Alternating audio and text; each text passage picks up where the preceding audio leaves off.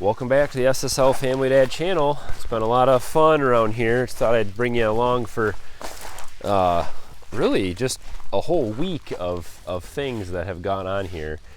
Lots of vehicle problems. So what's been happening? So the Suburban's broken. Yep. Huge problem too, right? Well, we think it's probably huge. Yeah. I just got a call from school and I have to pick up Summer, our youngest. She has been quarantined. There was a case of COVID yesterday in her class, so I am on my way to pick her up, and then we're going to be immersed in the fun testing and maybe try to get her a negative test to get her back to school. Even though she's already had COVID? Even though she had COVID in August, we did not get her tested. Right. We all have positive tests to confirm our natural immunity, but she doesn't. But the school's awesome. The health department's great to work with. We might be able to get her back to school sooner. So she's 9, so she can't get the vaccine anyway, but we have to get her tested before she can go back to school. Yeah, she has to have a negative test. So they said, this is Friday. They said Tuesday is the earliest she could get back to school, but we're waiting for a text from the health department as to what tests they need and how soon, and it has to be within a certain time frame. So yeah, lots of fun. So we have the 2004 Chevy Avalanche.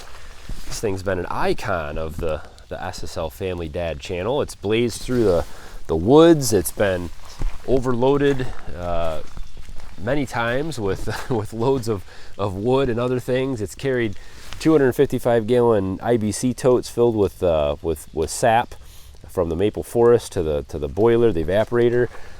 This thing has been a champ. It's old though. It's almost 20 years old now, right? It's about 18 years old. So it has been starting to see some more serious problems, and I think it might be time to retire this truck to more of a just around the house kind of vehicle. I was at the gas station last week and was just about out of gas, of course, because I wait until the last minute to fill up, and I put the nozzle in and I was pumping gas, and it kept clicking off for some reason. The little automatic hold on the handle wouldn't stay. And then somebody started yelling at me from across the parking lot and said, "Hey, stop, there's gas pouring out all over underneath your truck." So I looked under there, and sure enough, the fill tube has rusted so much that it ended up, a piece of the rubber tubing actually had a hole in it, and the fill tube was rusted out and everything, and the fuel was just pouring on the ground. So I looked around at parts, I couldn't find anything, and I got in there to try to fix it, and lo and behold, the whole fuel tank strap had rusted off, and the fuel tank was just hanging there, and it had strained on the fill tube and all that stuff, and it was a mess. So that kind of led me to inspect and look around underneath the truck, and it is really rusted out under there. So this truck is now unplated for now anyway. I may actually get an agricultural plate for it and just keep it around here. But it is really rusted out underneath. There's a lot of problems. All the brake lines have rusted through. I've replaced most of them. There's still a couple that need to be done. And a lot of the other, exhaust mounts and the suspension mounts and other things are rusted out really bad. And so it's just, it needs new tires. There's tons of stuff that needs to be done on this thing. It needs a door handle. I actually have a new door handle for this. It's gotten to a point now where I think it's not very safe. It's also a 1500 chassis, so I've always struggled with it because I want to haul way more than it can handle. It just can't handle the weight of the trailers and the wood and all the things that I want to haul around with it. So it's gonna sit. It'll be kind of set aside for now. So we had to go out and get ourselves a new vehicle.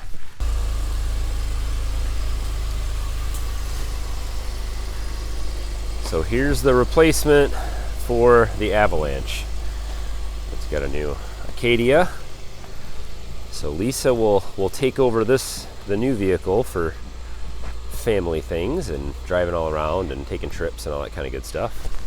So today, it has been now exactly 7 days since we bought the new Acadia, which will be a good family vehicle for us. Better on gas than the Suburban was, and we just don't need all the size that this was. So especially with gas prices the way they are. We're looking at something a little cheaper on gas. So this now becomes my truck, and this actually can haul a little bit more weight than the Avalanche. It is 1500, but it has the air suspension on it. It's got a little tighter suspension, so it actually can haul a little bit more weight. Power has never been the issue. It's always just been the suspension. So this will be able to haul a larger trailer that we will get soon. But why is it parked at the end of our driveway?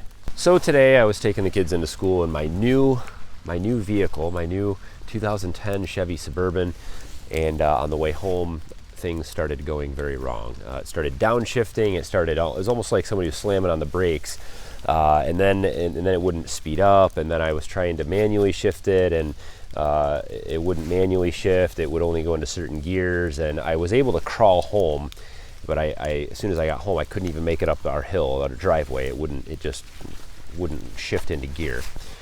Fluids are all good, everything's fine, so it looks like there's a problem with the transmission. So I have a tow truck coming to get this up to a local repair place so they can take a look at it, tell me what's going on. But man, is it a bad time to deal with vehicle trouble.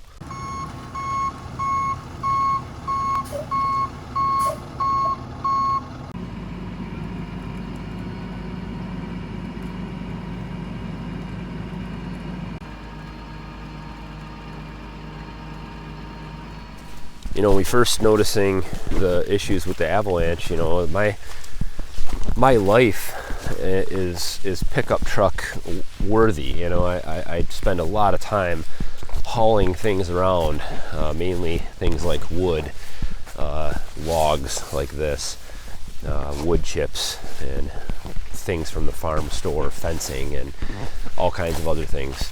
My immediate thought was we need to replace the Avalanche with a new pickup truck.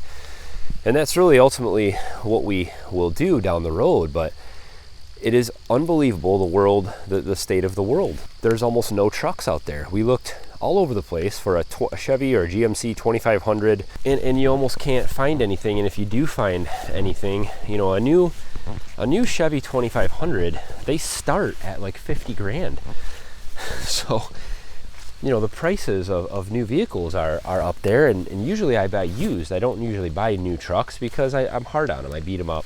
It sits outside. It doesn't go in a garage. So we looked at used vehicles right now, but because of the used car market, this is 2021 right now in October, I couldn't find anything. They were the trucks that were out there, they wanted an unbelievable amount of money. I saw a 2012 2500 truck. They wanted almost $19,000 for it. It had 190,000 miles on it or something. I just can't imagine paying that much for a used vehicle when I might as well just buy a new one, which is why we chose to buy new. There's a lot of conspiracy theories out there about the state of the world and supply chains and shipping containers and chip shortages and all these kinds of things. There's a lot of truth to a lot of the problems, but it is definitely a bad time to buy a used vehicle, and it's a bad time to have car trouble. First place I called to get the Suburban fixed, they said, we only have one transmission person here. This is a big dealership in our area. They said, we can't look at it until January. I said, January? That's October, November, December. That's 3 months from now. I called around, found another place, but there's nobody. It's hard to find people to work. It's just it's a challenging time. So vehicle troubles abound. Kids in quarantine. COVID's still a thing. 2021. I thought this would be over by now, didn't you?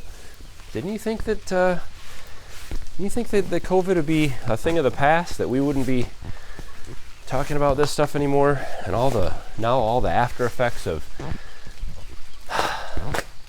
a pandemic that has just really caused a lot of disruption in the world, hasn't it? So for now, we'll get the Suburban fixed, and we'll use that as I guess the go-around vehicle, the utility vehicle for me. It definitely has room to put feed and other things in the back of it. And we are looking at a nice dump trailer. That is the ultimate goal. We have a nice trailer to pull behind that Suburban that can hold a ton of wood. and literally several tons of wood, hopefully, and have a dump feature on it. It also hopefully can hold my tractor, and so that's kind of what we're looking for, and that's kind of the system we're going to use. And then in the near future, we'll get a truck. Wait till the prices come down. We can get a used truck for a decent price, and we'll use that here. But for now, we'll be shopping for dump trailers. So you're home from school. What happened? I was just going along with my school day, and the teacher just said, pack up and go to the office. And you didn't know why? No, I didn't know why at all. So Mom was there, and I was like, why are you picking me up early? And then she just walked me out, and I was really scared. And then she told me in the car that I'm being quarantined for 10 days. Are you really sad about that? No. Of course not. So what are you gonna do now? You're gonna stay home for 10 days, huh? Mm-hmm. She gave me lots of homework. You poor thing. Well, it's been quite a week here at the homestead. Vehicle trouble seems to never end. The problems that happen around here. Sometimes they seem to all happen at once, but the whole COVID thing, man, has it just caused a lot of ruckus in the world, and I just cannot believe that we're still dealing with this stuff. It's so silly, the kids at school, having to be quarantined all the time. One kid gets sick, and then they send the whole class home. Even though Summer has already had COVID, within the last 90 days and is immune to it, it's still a hassle. In order for her to go back to school, she has to get tested every day, and we're just gonna keep her home for the 10 days. Let me know what you guys think. Any recommendations for a pickup truck down the road? Or what do you guys like out there? What's your favorite brand and size and all that kind of good stuff? What's a good homestead truck to grab? So love to hear from you guys. Don't forget to hit thumbs up, of course, on today's video. Subscribe if you want to tag along. We've got lots of good stuff coming up. And as always, guys, thanks for watching. Have a good one.